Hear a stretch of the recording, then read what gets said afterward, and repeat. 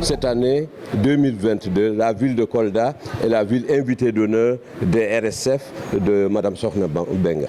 Depuis quelques jours, les artistes de Kolda sont venus et ils sont en train de faire des prestations dans le domaine théâtral, mais dans le domaine également de la tradition Peul du Fouladou, surtout le violon.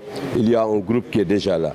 Parallèlement, ce matin, quand moi-même je suis professeur de français et écrivain, je me suis rendu au lycée Tcherno Omar Foutiyou Tall, où il y avait une conférence littéraire avec les élèves du lycée. J'ai parlé de ce pan de la littérature sénégalaise que représente la littérature koldoise, comment elle est née, comment elle a grandi, comment elle s'est développée jusque-là. Pour Kolda, il est évident c'est une femme qui reste attachée à la tradition, à la culture, à l'image de la maman de notre ancien roi, le roi Moussa Molo Baldé, sa maman qui s'appelle Kumba Oudé Baldé, qui est restée une femme exemplaire. C'est d'ailleurs pourquoi elle a eu cet enfant, parce que El Hadj Omar Tall, dans l'histoire, est passé. Elle a rencontré Kumba Oudé Baldé, qui est la future maman de Moussa Molo. Il a dit à la maman, je vais prier pour toi. Demain, tu mettras au monde un garçon qui va porter le nom du prophète Moussa. Il sera demain un très grand roi. C'est ce qui est devenu le roi Moussa Molo Baldé. Donc, parce que cette femme, elle était digne, elle était grande, elle était patiente, elle a eu cette chance. Le message, c'est d'abord, comme l'a dit Mme Sokhna Benga, à travers la transmission.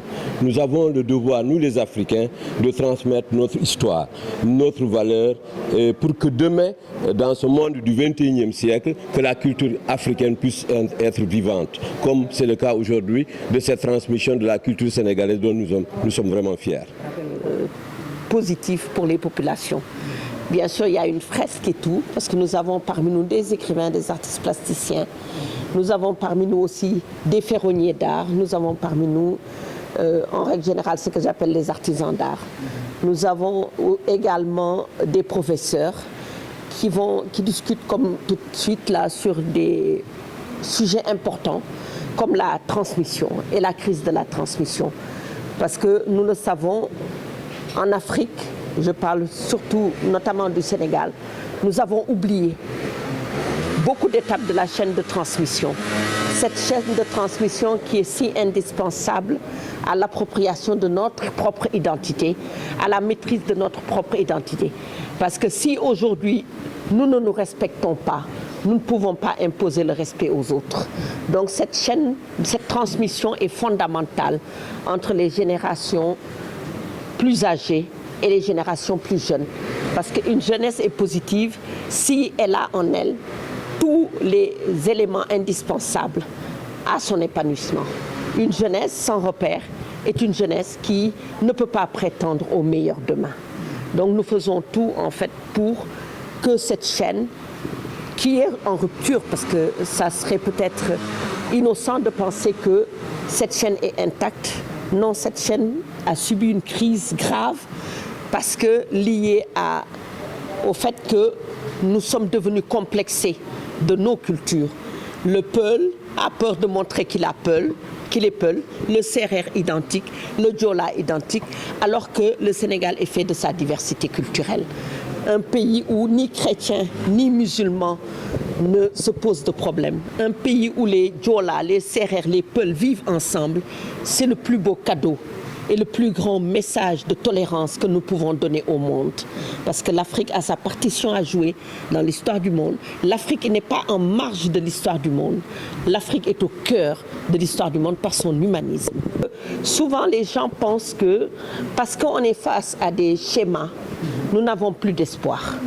C'est-à-dire qu'aujourd'hui, quand on parle de changement climatique, quand on parle d'autres sujets, que ce soit entre autres la désertification, qui est l'un des éléments piliers essentiels dans ces changements climatiques, il ne faut jamais oublier qu'au-delà, il y a l'esprit humain. L'esprit d'innovation humaine. Cet esprit, en fait, peut aider à dépasser énormément de choses. Aujourd'hui, nous avons vu des pays qui étaient totalement désertiques, mais l'esprit humain a permis de rendre ces espaces verts. Donc, je pense qu'ici en Afrique, nous devons mettre un terme au fatalisme, à l'afro-pessimisme. Non parce que nous voulons quelque part remettre en cause certains paradigmes, non parce que c'est nécessaire. de mettre un terme à cela. Si nous voulons aller de l'avant. Par exemple, je donne un exemple. Quand vous faites des kilomètres au Sénégal, vous faites des kilomètres, vous ne voyez personne. Vous voyez des terres qui ne sont pas cultivées. Vous voyez de l'eau qui n'est pas présente. Les gens ont des problèmes. Il n'y a pas de puits, etc. Et les gens attendent. Alors que le rôle de l'humain n'est pas d'attendre. Le rôle de l'humain est de tirer parti des choses et d'avancer. Parce que cela, c'est quelque chose que nous devons inculquer aux gens. Le fatalisme est un désastre pour l'histoire.